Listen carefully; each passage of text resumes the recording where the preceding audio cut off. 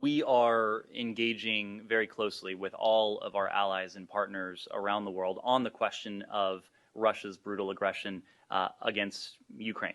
Of course, that includes India. We also very much agree with Prime Minister Modi's assertion that today's era is not an era of war. We are engaging very closely with all of our allies and partners around the world on the question of Russia's brutal aggression against Ukraine. Of course, that includes India. The international community firmly recognizes the need to hold Russia to account for the atrocities that it's committed and that its forces are committing in Ukraine. Russia's war has affected not only Ukraine, as important as Ukraine is, and this conflict, this war that Russia is perpetrating against Ukraine is, this is much bigger in a sense. It has affected countries around the world in any number of ways.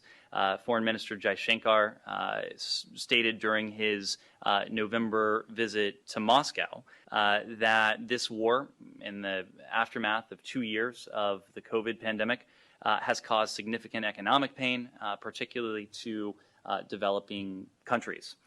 We've also have seen a spike in food prices, a spike in energy prices, upwards in pressure on inflation around the world. All of these are exacerbated by Russia's illegal, unprovoked war against Ukraine. We have been in regular, close contact with India regarding what we can do to hold Russia accountable and to impose additional costs on Russia for its war.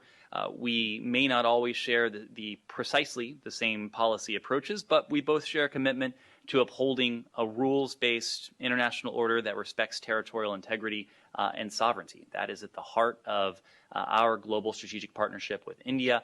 It is at the heart of what we seek to do with the Quad, with the other bilateral and multilateral work we do with our Indian partners.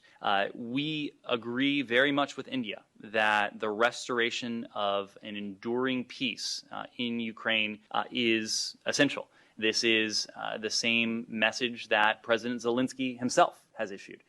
During the G20, he spoke to the assembled world leaders, laid out his vision for a just peace. This is something that we very much welcome. We do welcome India's support for the people of Ukraine.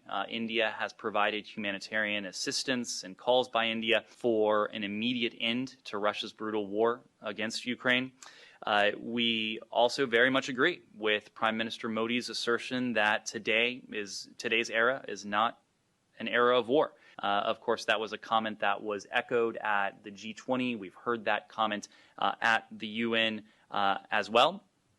And we do believe that countries like India, countries that have a relationship with Russia and with Ukraine, may be in a position to help bring about dialogue and diplomacy that could one day put an end to this war. I say one day, and I put this in the conditional, because there is one country that, of course, has demonstrated no willingness to put an end to this war.